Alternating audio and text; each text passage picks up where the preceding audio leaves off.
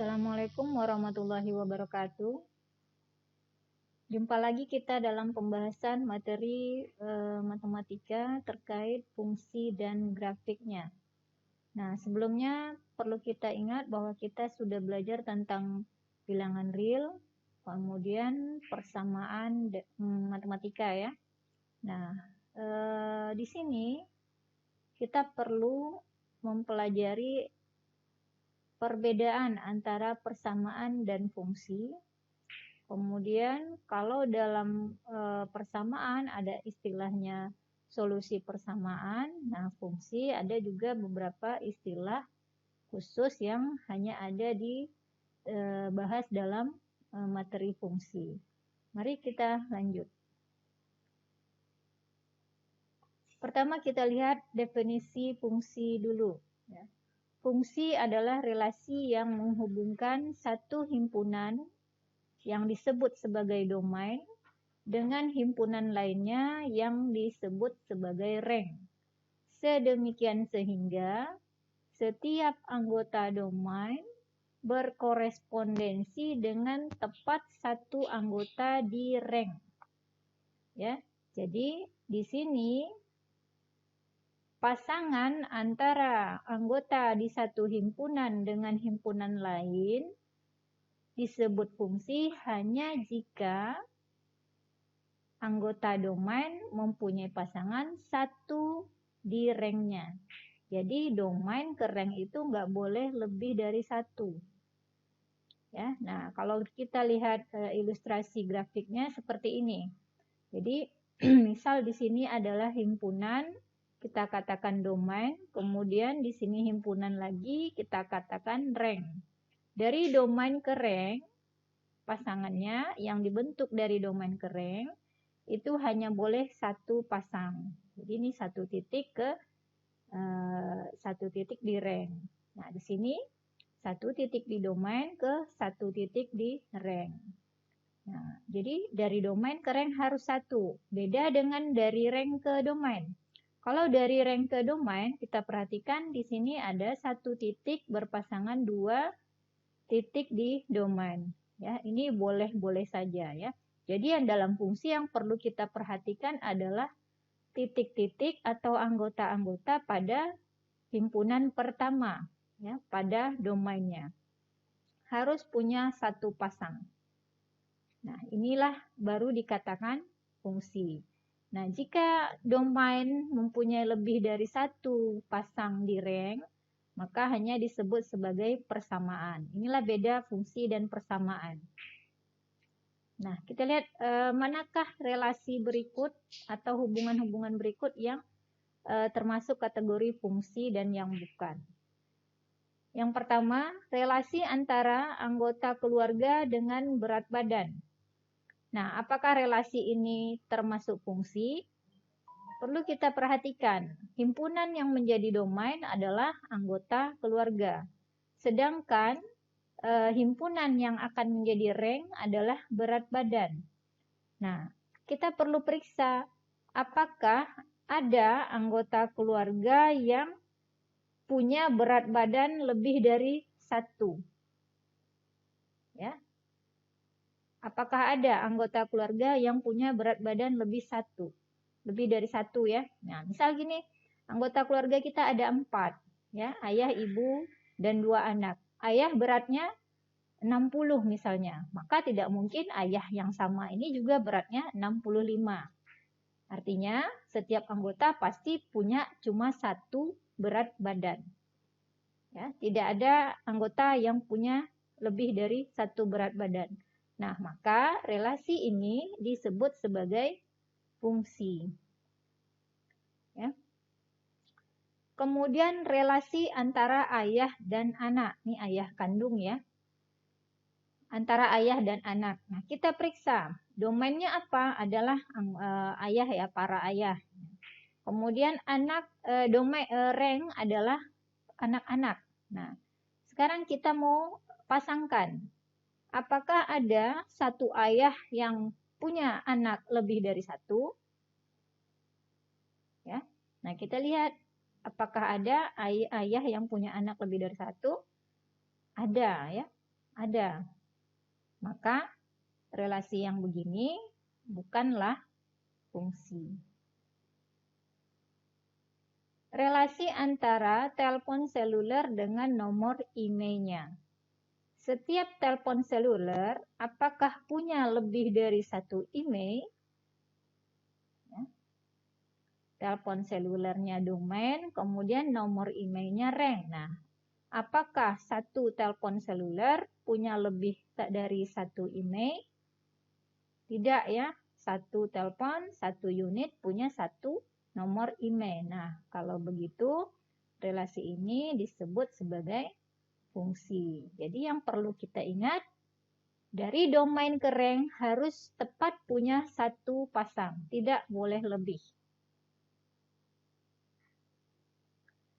Nah, kita lanjut cara penulisan fungsi atau notasi fungsi. Berbagai macam cara seperti pada persamaan ya.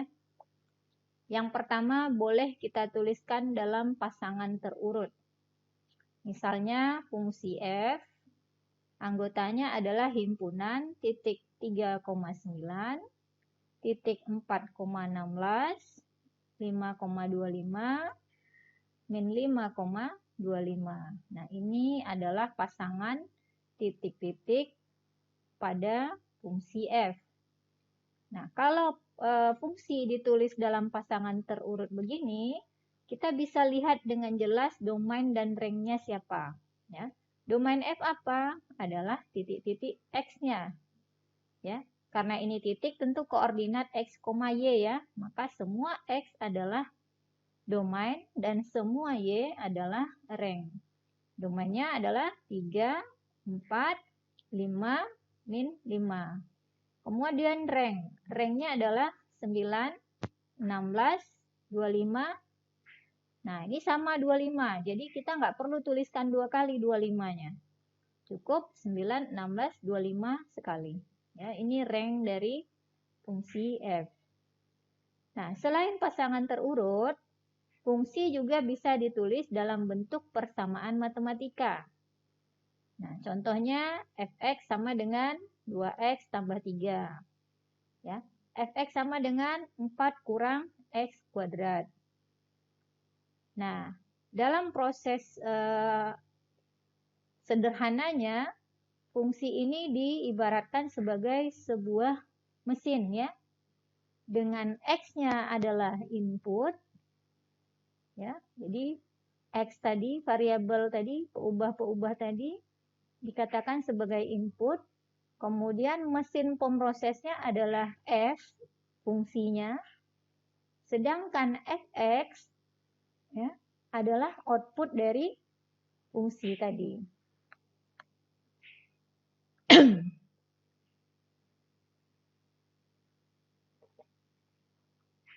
Oke, jadi ilustrasinya fungsi itu seperti itu. Nah, ini contoh diberikan sebuah fungsi. Ini fungsi kuadrat. Fx sama dengan 3x kuadrat kurang 2x tambah 8. Tentukan nilai f0, f-5, dan f7a.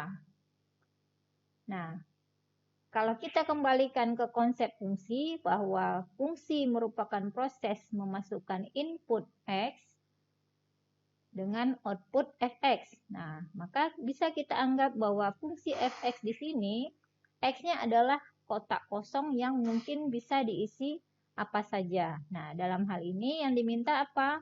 Adalah x-nya 0, x-nya min 5, dan x-nya 7a. Nah, yang pertama kita hitung untuk f sama dengan 0.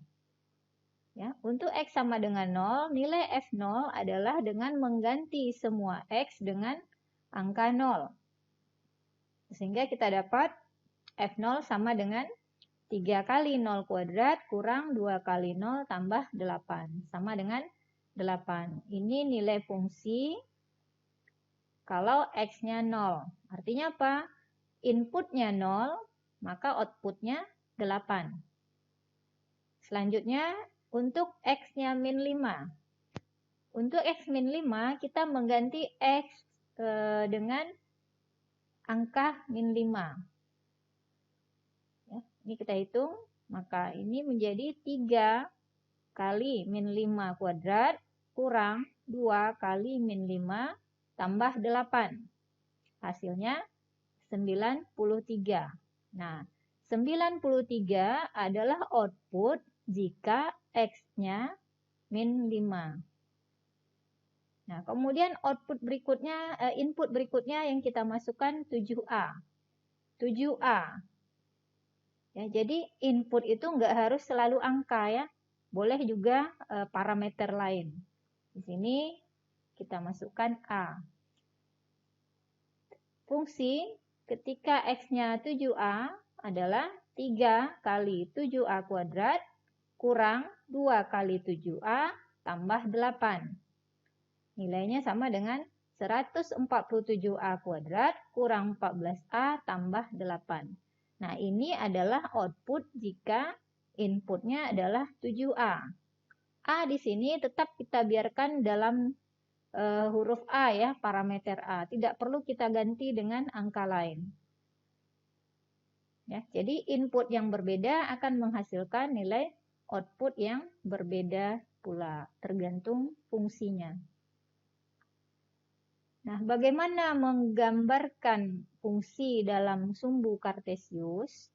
Nah, kalau pada persamaan, kita menggambarkan dengan menginputkan atau memplot titik-titik yang memenuhi persamaan. Cara yang sama kita terapkan pada fungsi. Ya, jadi kalau persamaan itu pasangannya X, Y ya. Nah, sama dengan fungsi juga X, Y karena sumbu kita kartesius kita juga sumbu X dan sumbu Y. Tetapi perlu kita ingat bahwa X di sini adalah input, kemudian Y-nya adalah outputnya. Y di sini sama dengan nilai fungsi fx. Nah, contoh kita disuruh mensketsa grafik fx sama dengan X kuadrat kurang 1. Ya, X kuadrat kurang 1. Bagaimana caranya? Ingat kembali bagaimana mensketsa grafik sebuah persamaan. Ya, yang pertama tentu kita ambil beberapa titik ya. Kemudian titik-titik ini kita plot dalam sumbu kartesius, kemudian ditarik garis atau kurva yang melalui semua titik. Cara yang sama kita gunakan untuk membuat grafik fungsi. Nah, ini adalah plot titik-titik yang bisa kita ambil.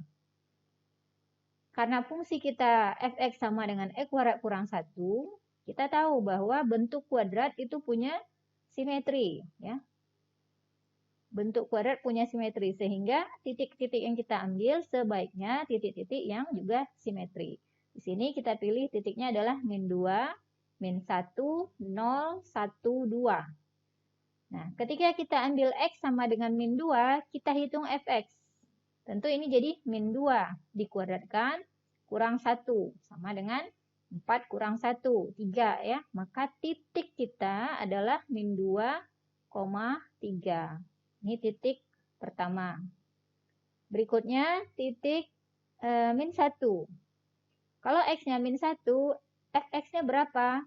Min 1 dikuadratkan kurang 1. Hasilnya 0. Maka titik kita adalah min 1, 0. Nah, ini semuanya kita hitung. Berapa titik yang kita pilih, kita hitung semuanya. Kemudian kita plot dalam garis sumbu kartesius. Nah, kita dapat hasil gambarnya seperti ini. Nah, ini adalah titik yang kita ambil tadi. Nah, kesalahan mengambil titik mengakibatkan kurva kita tentu tidak representatif. Misalnya, kalau kita ambil hanya dari titik min 4, min 3, min 2, min 1, tentu yang kelihatan adalah kurvanya turun semua. Ya. Padahal ada yang naik di sini. Ya. Jadi, kembali lagi, cara kita memilih titik didasarkan pemahaman kita tentang grafik-grafik sederhana atau dasar ya, untuk bentuk fungsi kuadrat. Selanjutnya, ada fungsi majemuk. Fungsi majemuk adalah fungsi yang ditentukan oleh subfungsi dengan domain yang berbeda. Jadi fungsi ini tidak selalu domainnya tunggal. Kadang domainnya atau inputnya tadi boleh kita beda-bedakan. Kemudian untuk domain tertentu fungsinya fungsi tertentu berbeda ya dengan domain yang lainnya. Nah, ini salah satu contoh bentuk penulisan fungsi majemuk. Jadi fungsi majemuk kita tulis dengan tanda kurung kerawal, kemudian ini adalah definisi fungsinya dan di sebelahnya diberi keterangan definisi domainnya. Nah, di sini adalah 4. 4 ini berlaku jika X-nya kecil sama dengan 0. Ya, untuk X semuanya yang kecil sama dengan 0, maka fungsinya bernilai 4. Kemudian 3 kurang X kuadrat. Hanya jika X besar dari 0 dan kecil sama dengan 2. Ya. Kemudian 2X kurang 6 jika X-nya lebih besar dari 2. Ya, jadi di sini ada 3 subfungsi yang mendefinisikan satu buah fungsi majemuk dengan 3 domain yang berbeda. Bagaimana menggambarkan grafik fungsi ini? Nah, tentu kita juga gambarkan berdasarkan domainnya masing-masing. Nah, kita lihat domain yang pertama untuk X kecil sama dengan 0, maka nilai fungsi sama dengan 4. Ya. Nah, 4 artinya tidak ada variabel di sini, hanya ada konstanta angka 4 saja.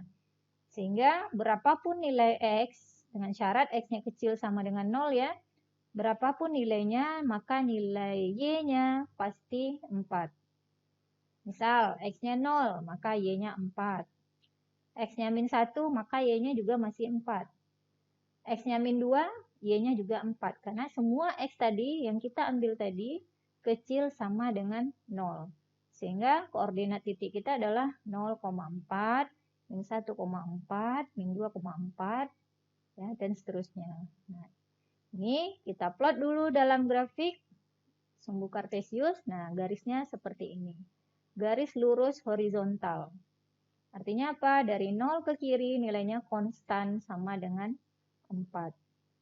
Ya. Ini untuk domain pertama. Selanjutnya untuk domain kedua, untuk X besar dari 0 dan kecil sama dengan 2. Untuk X kecil dari 0 dan besar dari 0 dan kecil sama dengan 2, maka yang perlu kita perhatikan adalah titik-titik yang kita pilih dari 0 sampai 2. Nah, dari 0 sampai 2, misal di sini kita ambil 0,5, 1, dan 2. Ya. Masing-masing X yang kita pilih, masukkan ke fungsi, kita dapatkan pasangannya. Di sini diperoleh X 0,5, outputnya 2,75. X-nya 1, outputnya adalah 2. Nah, titik-titik ini kita plot ke kurva kartesius. Nah, didapat grafik seperti ini. Ya, jadi titik-titik tadi kita hubungkan dalam satu kurva yang mulus. Nah, perlu kita perhatikan di sini ada tanda kecil dan kecil sama dengan.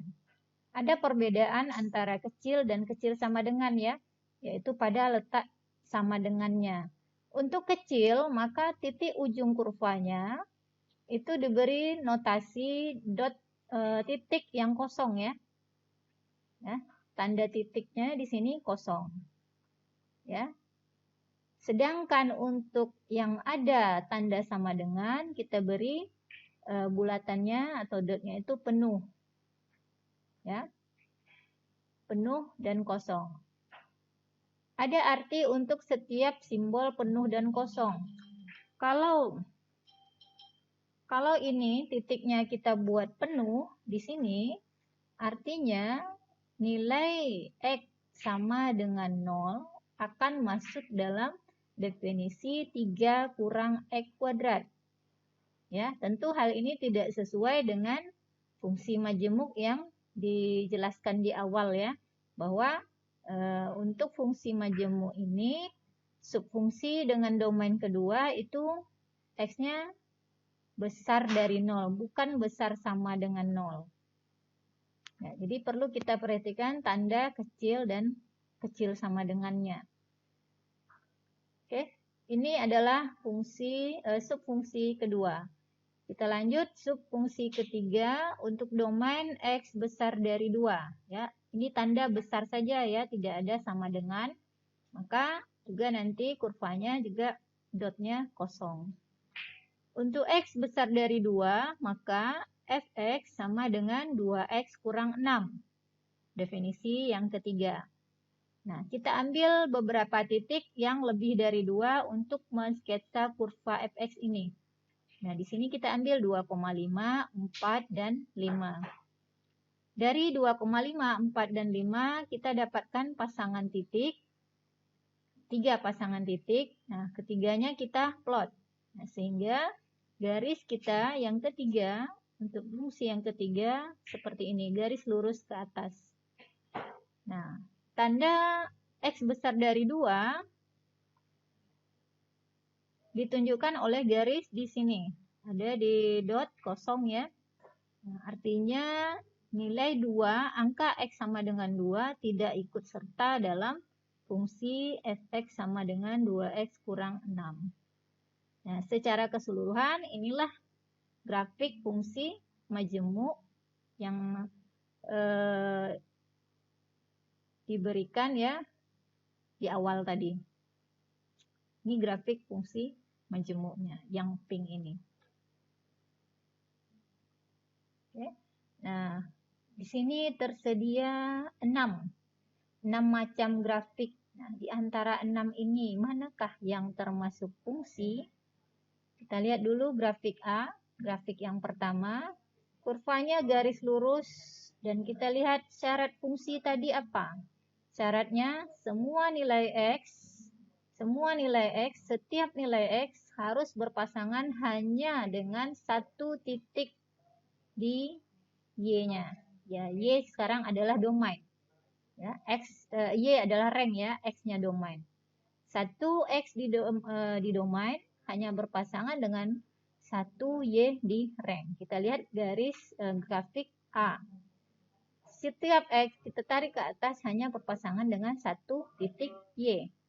Maka grafik A termasuk dalam fungsi. Oke, kemudian grafik B. Grafik B kita lihat garis X, titik X berpasangan dengan lebih dari satu nilai di Y. Nah, kita lihat ini. Ya, ini lebih dari satu X di sini. Nah, kita contoh ya, kita ambil titik X di sini. X di sini berpasangan dengan satu nilai di atas, sumbu X yang ya, sumbu nilai yang positif, kemudian satu nilai ya di bawah sumbu yang negatif. Maka B bukan fungsi. Ops, salah notasi, salah gambar. Ini harusnya tanda silang ya, bukan fungsi di sini. Oke, kita lihat yang C. C di sini salah satu kita ambil, X di sini. Kita tarik garis, kita ketemu Y positif dan ketemu Y negatif. Maka C juga bukan fungsi. Nilai D, grafik D. Grafik D, ambil satu titik X. Satu X, tarik garis, kita ketemu hanya satu nilai Y. Sembarang titik kita ketemu satu nilai Y. Maka D adalah fungsi. Yang E ini termasuk fungsi majemuk ya. Ciri-ciri fungsi majemuk, grafiknya itu biasanya tidak continue. Ada ini ya, putus di sini dan bersambung dengan grafik lain yang tidak sama arahnya atau bahkan nggak sama. Kalau ini lurus, kalau grafik fungsi majemuk bisa jadi sambungannya itu kurva yang ada cekungannya. Contoh di sini, nah ini kebetulan lurus tapi arahnya tidak sama. Kita lihat. Nah, untuk satu nilai X di sini ada kosong, di sini ada nilai yang penuh. Artinya kan di satu nilai X ini hanya berpasangan dengan satu titik di Y. Nah, kalau begitu ini masih termasuk fungsi. Kemudian yang berikutnya, di sini grafiknya masih lurus, rata, tetapi di satu titik X, di sini ada satu dot penuh, ini satu dot penuh lagi. Artinya apa? Satu nilai X di sini akan berpasangan dengan dua nilai Y. Sehingga ini bukan termasuk fungsi.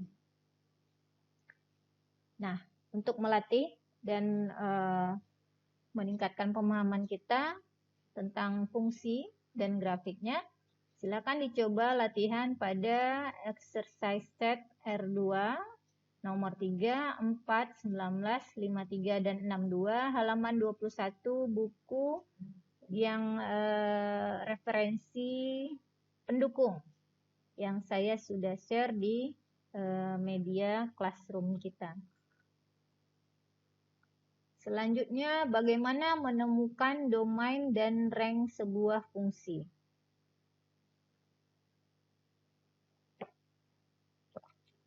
Perlu kita ingat sedikit tentang domain dan rank ya. Untuk menemukan domain dan rank, kita memerlukan konsep interval. Karena domain dalam fungsi itu adalah sebuah interval. Nah, ini adalah notasi untuk beberapa bentuk interval. Ada bentuk notasi himpunan, kemudian notasi interval, dan sketsa grafik atau garis bilangan realnya. Nah, contoh notasi himpunan, X besar dari 1 kecil sama dengan 5. Nah, atau bisa kita tulis dalam himpunan X dengan syarat X besar dari 1 kecil sama dengan 5. Jadi tanda titik 2 boleh kita ganti dengan garis lurus seperti ini. Ini adalah semua bilangan real yang lebih besar dari 1, tapi lebih kecil atau sama dengan 5. Dalam notasi interval bisa kita tulis dengan tanda kurung biasa 1,5 kurung siku. Nah, ini notasi interval. Atau dalam garis bilangan realnya bisa kita nyatakan sebagai garis tebal di sini, tetapi angka satunya kurung biasa, di sini kurung siku. Nah, boleh juga ditulis dengan dot kosong, di sini dot penuh. Nah, kembali ke domain dan rank tadi.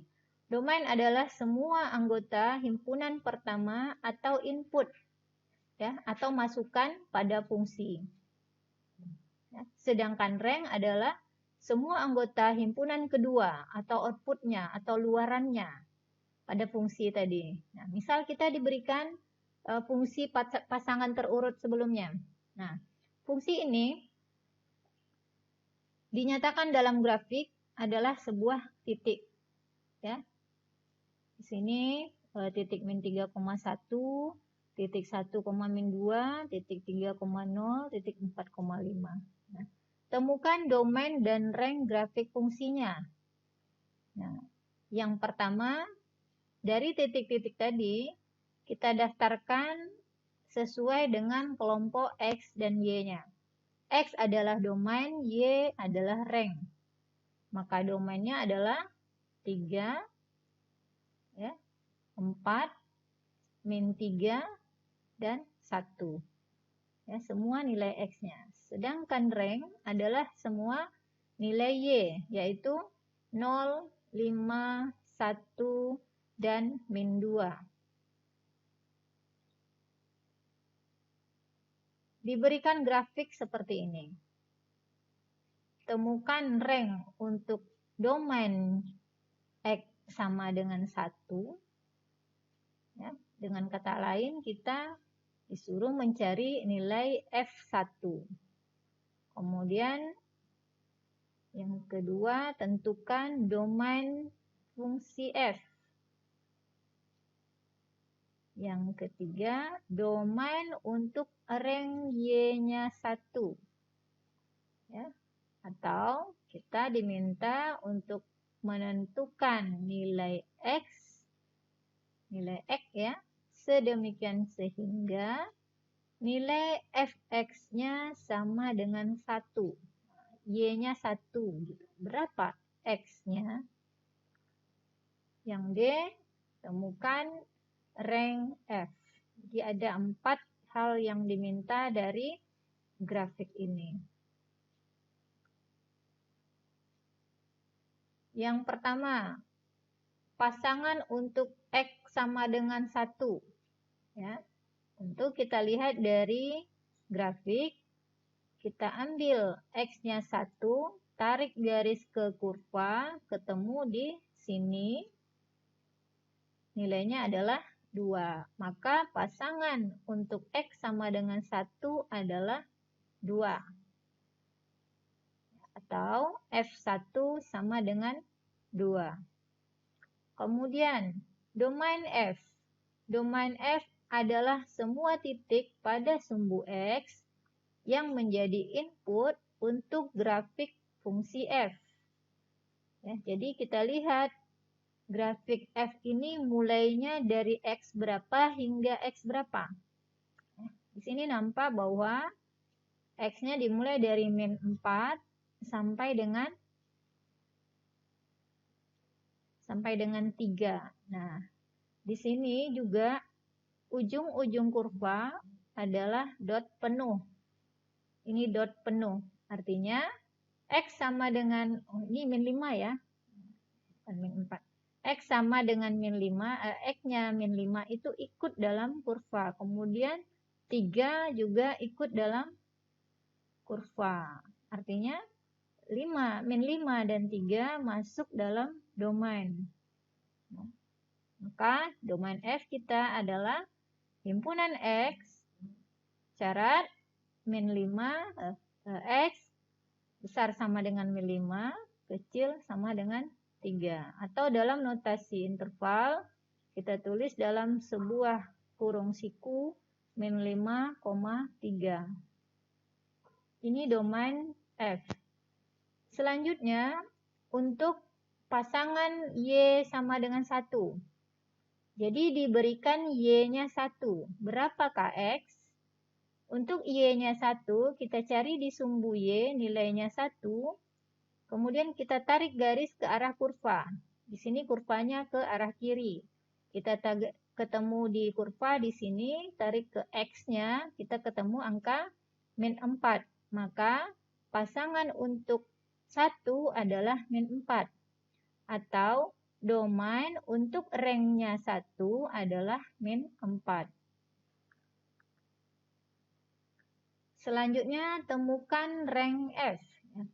Rank F adalah himpunan semua titik pada sumbu Y yang menjadi output untuk grafik fungsi F. Nah, kita lihat grafik fungsi F ini mulai dari Y berapa hingga Y berapa. Paling bawah, Y yang digambarkan di sini adalah paling bawah itu min 1. Kemudian paling atas nilainya sama dengan 4.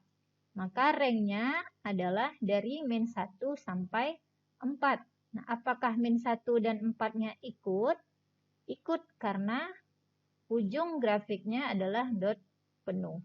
Ya, jadi rank-nya adalah Y dengan syarat Y-nya besar sama dengan min 1, kecil sama dengan 4. Ya, jadi di sini variabel kita adalah Y. Ya, tadi kalau domain variabelnya X. Kalau rank variabelnya Y. Atau dalam notasi interval adalah min 1,4 dalam tanda kurung siku. Nah, berikutnya. Tentukan domain fungsi 3 per 2x kurang 5. Nah, ini adalah fungsi rasional ya. Fungsi yang berbentuk pecahan. Berapa domainnya? Nah, perlu kita ingat, dalam pecahan, apa yang tidak boleh dilakukan adalah pembagian dengan 0. Jadi, pecahan mau dia fungsi atau bilangan tidak boleh dibagi dengan 0. Artinya di sini 2x kurang 5 ini tidak boleh 0. Ya. Kalau dia 0 maka tidak bisa dihitung. Jadi adakah bilangan X sehingga fungsi ini tidak bisa dihitung? Ada atau tidak, tergantung kita cari. Ya. Kapan dia tidak bisa dihitung? Kalau penyebutnya 0. Nah, maka kita cari, adakah pembuat nolnya? Nah, pembuat nolnya apa? 2X kurang 5 sama dengan 0. Artinya X sama dengan 5 per 2. 5 per 2 adalah pembuat 0 untuk penyebut dalam fungsi ini. Maka 5 per 2 harus kita keluarkan dari domain. Supaya fungsi ini tetap bisa dihitung.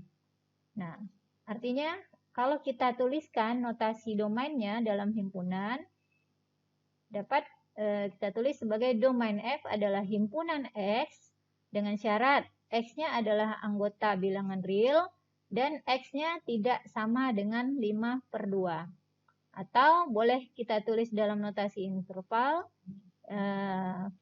domainnya adalah negatif tak hingga sampai 5 per 2, gabung dengan 5 per 2 sampai positif tak hingga. Tetapi di sini ada kurung biasa, bukan kurung siku ya, karena 5 per 2-nya tidak masuk.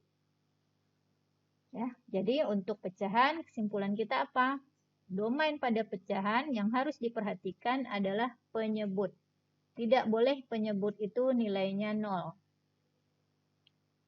Selanjutnya, bagaimana untuk fungsi yang berbentuk akar? Tentukan domain fx sama dengan akar 4 tambah 3x. Nah, yang kita perlu ingat, kalau bentuknya akar kuadrat, maka bilangan di dalam akar tidak boleh negatif.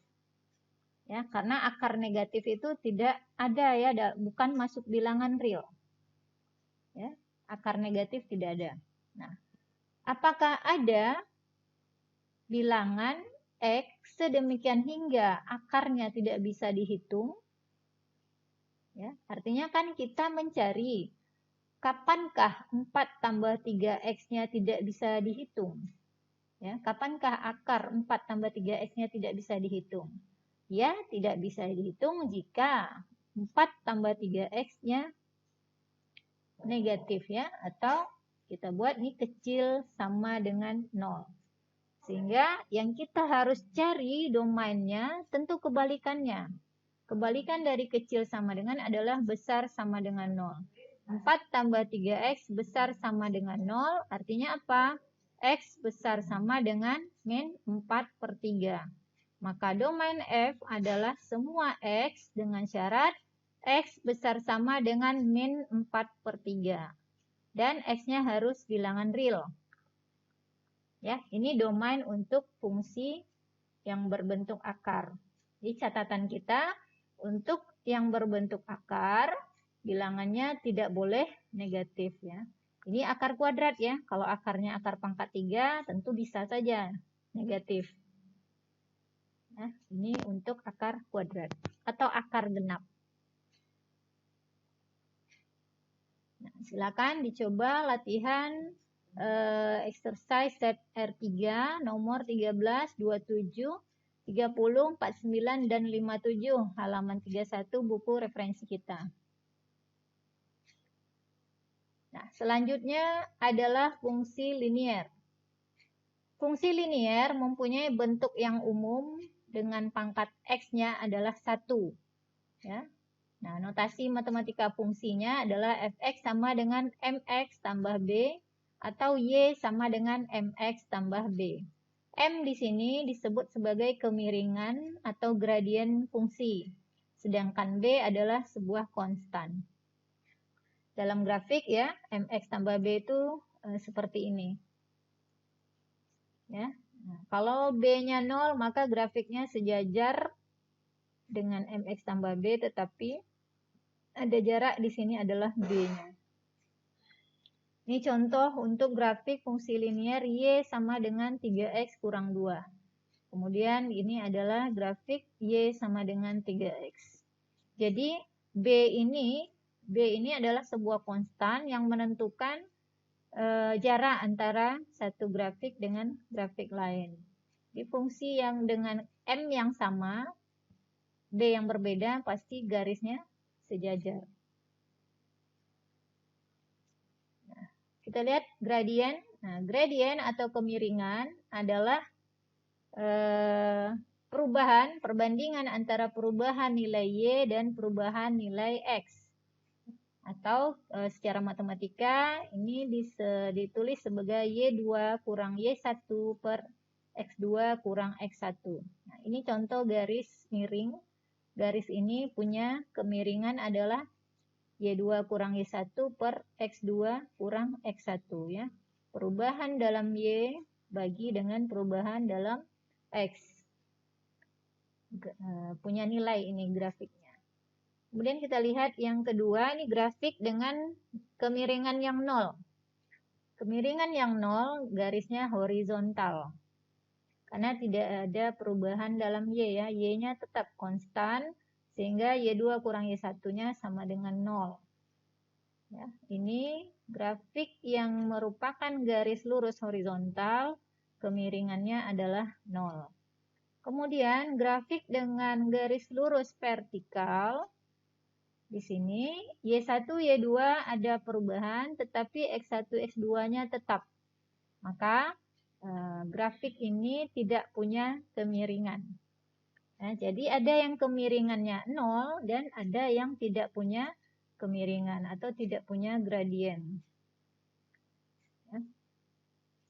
Pada umumnya fungsi itu punya gradien. Yang tidak punya gradien itu biasanya hanya persamaan biasa. Oke. Ini ada penerapan fungsi linier. Contoh pertama, menghitung biaya total. Nah, misal ada perusahaan konveksi Rex Limited. Perusahaan ini mempunyai harus mengeluarkan biaya tetap atau pengeluaran tetap per tahunnya yaitu $10.000. Nah, biaya ini yang terhitung di dalamnya itu adalah biaya sewa, perawatan peralatan, ya, biaya maintenance ya, dan seterusnya. Nah, ini pengeluaran tetap harus dibayarkan berapapun produksi di perusahaan itu. Mau produksi sedikit, produksi banyak, biaya tetap harus $10.000 ini harus dikeluarkan. Nah, untuk memproduksi X unit ya, sejenis pakaian, ada di sini jas ya, memerlukan biaya $20 per unitnya per tahun. Yang nantinya itu akan ditambahkan ke biaya tetap. Nah, biaya per unit tadi akan menjadi variable cost atau biaya tidak tetap untuk memproduksi X unit. Nah, dalam notasi matematika, biaya tidak tetap ini besarnya adalah 20X. Nah, biaya-biaya ini, biaya yang tidak tetap ini ya, yang termasuk di sana itu biasanya adalah material, upah, kemudian bahan bakar, dan seterusnya. Nah, total biaya produksi untuk X unit setiap tahunnya diberikan oleh fungsi C. Ya. X unit diberikan oleh fungsi C. Ya. Fungsinya adalah CX. Ya. Adalah jumlah biaya tidak tetap ditambah dengan jumlah biaya tetap. Ya. Biaya tidak tetapnya 20X, sedangkan biaya tetapnya 10.000.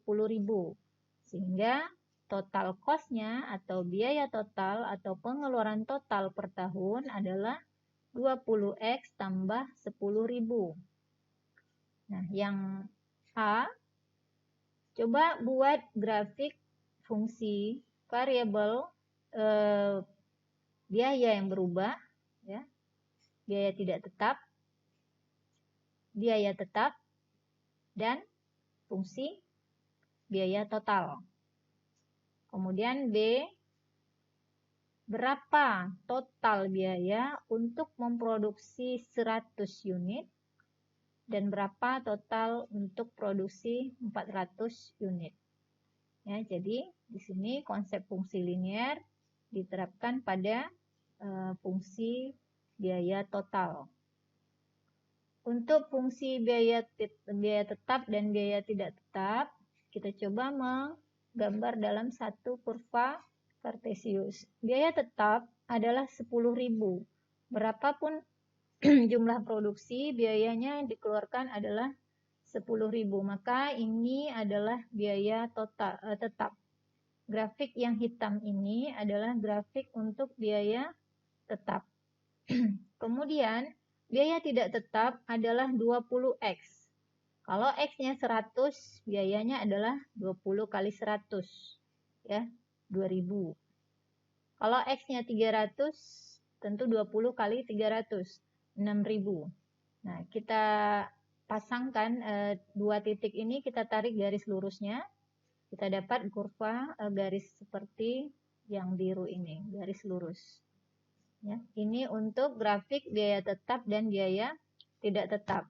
Nah, sedangkan grafik fungsi totalnya adalah jumlahan dari biaya tetap dan biaya tidak tetap tadi. Berapa jumlahnya? Tentu tinggal kita tambahkan nilainya. Kemudian untuk menggambar ini, grafiknya ambil dua titik saja dari X. Misal di sini X100 dan X400 ya. Untuk X100 nilainya adalah 20 kali 100 tambah 10.000. Ya. Kemudian 20 kali 100 tambah 10.000 tentu di sini ya titiknya 30.000. Kemudian 400 kali 20 tambah 10.000, 80.000, 10, 90.000 di sini. Nah, di sini kita tarik garis lurus. Ya, kita tarik garis lurus sehingga dapatlah kurva fungsi total biaya. Nah, ini untuk produksi 100 unit tinggal kita kalikan. Ya. Tinggal kita kali, di sini adalah 20 kali 100. Nah, ini 12.000. Ya. Dan seterusnya. Ya, jadi di sini untuk menghitung biaya 100 unit, kita tinggal mengganti X-nya dengan angka 100 dan 400 unit kita ganti dengan X-nya 400. Nah, selanjutnya ada penerapan berikutnya di bisnis juga untuk analisis untung rugi. Ya. Misal di perusahaan yang sama ya, di perusahaan yang sama, pada umumnya kan penjualan itu haruslah harga jual lebih besar dari harga modal supaya perusahaan mendapatkan keuntungan.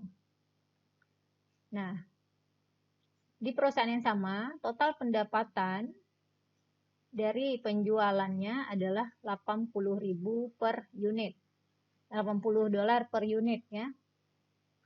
Nah, maka dalam fungsi penerimaan atau fungsi pendapatan di sini dinotasikan RX. RX adalah harga kali dengan jumlah yang terjual adalah 80X. Nah, ini adalah total penerimaan. Nah, sebelumnya sudah diketahui bahwa total pengeluaran adalah 20X tambah 10.000. Nah, kita diminta untuk membuat grafik R, grafik pengeluaran, grafik penerimaan, dan C atau pengeluaran menggunakan sumbu kartesius yang sama. Jadi supaya nanti bisa dilihat bagaimana perbedaan antara grafik penerimaan dan pengeluaran. Kemudian yang B, keuntungan total dari bisnis adalah hasil pengurangan antara penerimaan dan biaya atau pengeluaran. Sehingga profit tadi atau keuntungan tadi dalam matematika ditulis sebagai PX sama dengan RX dikurang CX. Ya.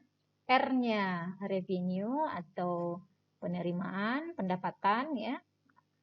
CX-nya adalah cost atau pengeluaran.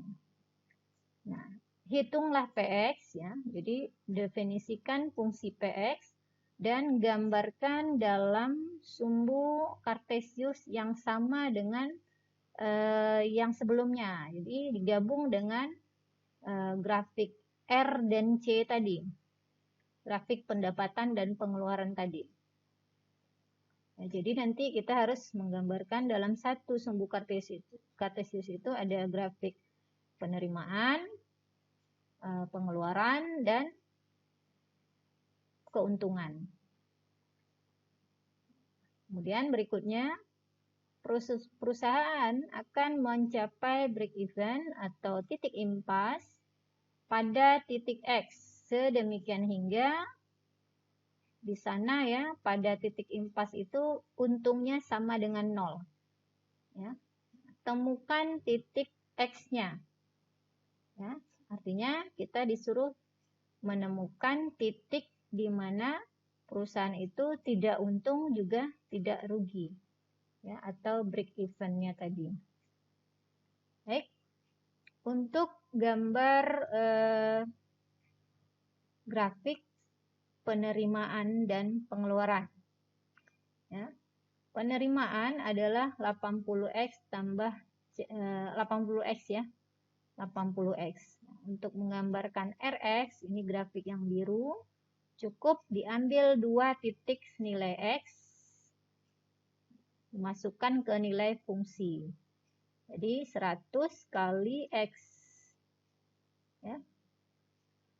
100 kali X 8.000, di sini titiknya. Kemudian 100 kali 80X ya, 100 kali 80.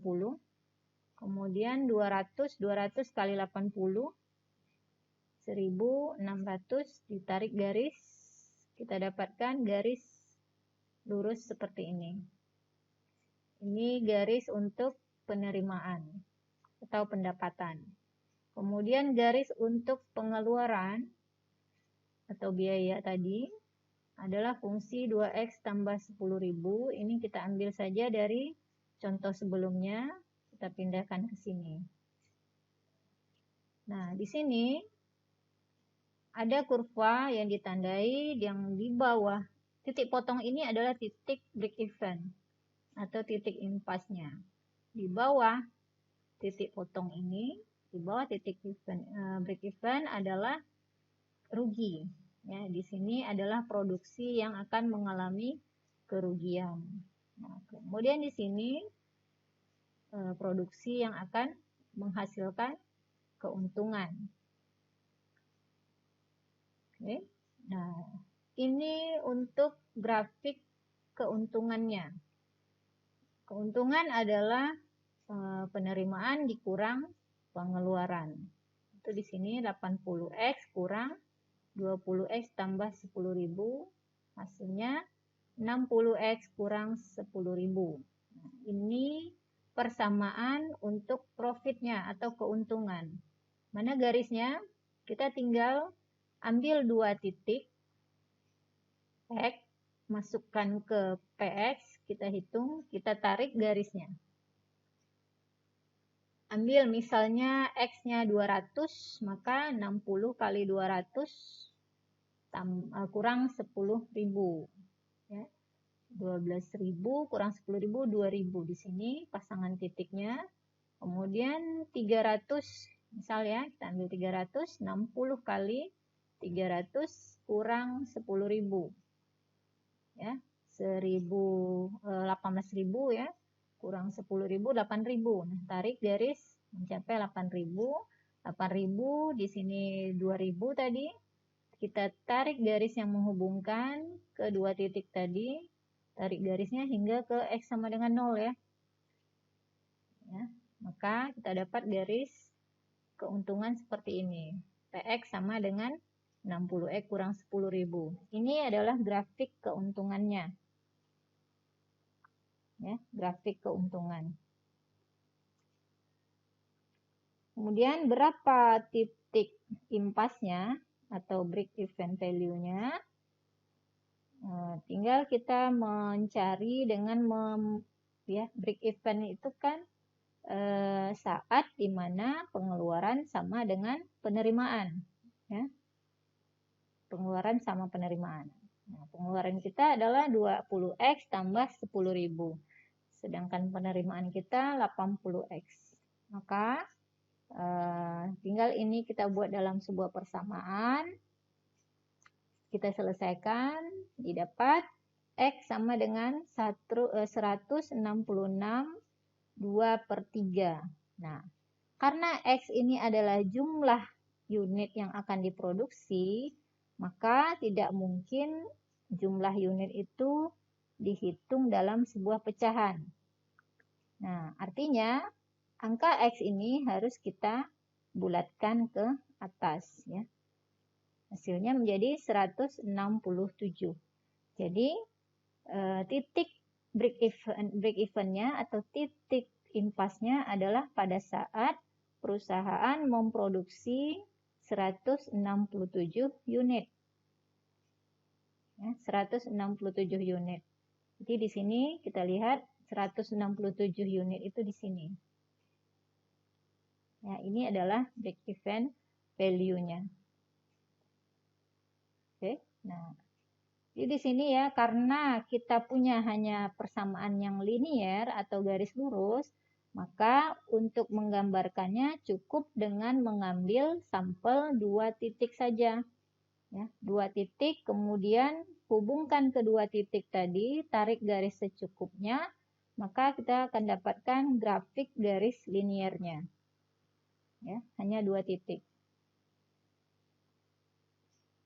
Baik, untuk latihan silakan dicoba nomor 64, 65, 66, 68, dan 72, halaman 46 pada buku referensi kita. Ini buku referensi kita sudah tersedia di Classroom dan sudah kita bahas sebelumnya ya. Baik, terima kasih. Semoga video ini bisa membantu.